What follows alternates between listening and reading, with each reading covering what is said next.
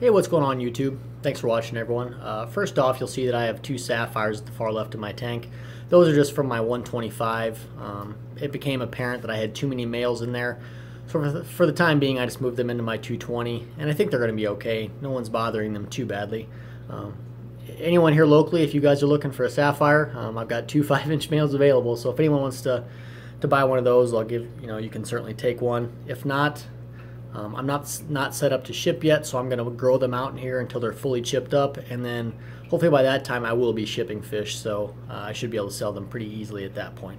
Anyway, on to the video. 3 mistakes that I made in the hobby and that consistently give me problems. Number 3 is quarantining fish. I've been keeping cichlids now for a little over 7 years, I guess, and I did not used to quarantine fish.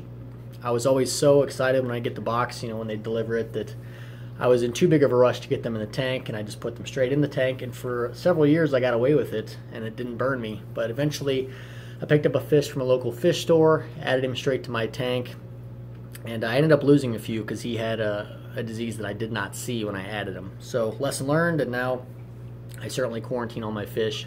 Even if you don't see me quarantine them in the videos, I am doing so. Normally I'll float the bags in these tanks, then I will take them out and quarantine them, in smaller tanks off to the side before I add them. So, second problem and mistakes that I've made in the past is having 2 of the same type of fish, or 2 fish that look very, very similar in the same tank. Especially true when it comes to these predator haps. I've always wanted to have, like 3 or 4 Nototania, or the Nigerventer macandi, the Heterotania, my favorite fish. I've tried it a couple times to add multiple of the same type. It just never seems to work out aggression-wise. They don't get along if they're the same fish, or even if they look similar. For example, a Tyrannochromis nigerventer and a Fusco, you're really just better off not having them in the same tank. I've tried it because I love both of them, and more times than not, you're going to end up having to sell one of those fish, which has certainly been the case for me. I've added some fish, added some multiples in the past, and what ends up usually happening is I have to sell one of them, and usually you never get your full money back. So it's just not worth it when you have so many fish to pick from. And my number 1 problem that I'm sure a lot of you guys have had as well, and if I could go back in time starting over in my hobby, I would have saved myself a hell of a lot of money. And even now, I wish I would have done this better, and that is not starting off with the ultimate size tank that you want. So I did the usual. I went from a 29 gallon to a 55 to a 90 to a 125 up to a 220. I wish I would have went straight to the 220 and not wasted all that money in between.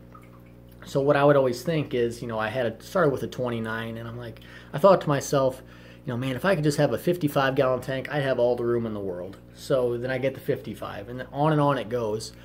I really wish I just would have went straight for the big one right out of the gate. So my advice to anyone who's looking to get a bigger tank, say if you have a 90 and you're thinking, should I get a 125? Just go straight for the 180, because that's gonna be where you end up at anyway. You're gonna get your 125, and you're gonna realize after a year, this is nice, but man, if I had that extra foot of length, or if I had that extra, 4 to 5 inches of, depth in it, that'd just make all the difference. So you end up wasting your money in the long run anyway. And I cannot tell you how many times I've done that and wasted money doing that. So I am happy with my 220 now. That serves my purpose, but the next house we move to, probably in 5-10 years, whenever that may be, I will have an 8-foot 300 gallon tank. And I probably could have done that right now, but I bought the 220 and got the nice background for it and everything. So this is what I'm going to go with for the immediate future. But now, now or later, I would like to get even a bigger tank. So again, if I would have known better or thought it through a little more about what fish I would have liked to keep when I started, I would have went straight to the big tank and not wasted all the money on the intermediate sizes. So if I had one tip that I would give anybody that's starting new with cichlids or any type of fish about experiences that I've had, mistakes that I've made, is really research the type of fish that you want. Not the type of fish that you want right now necessarily, but go through all of them and figure out what is the ultimate type of fish that you would like to keep, and get the tank that would be suitable for them.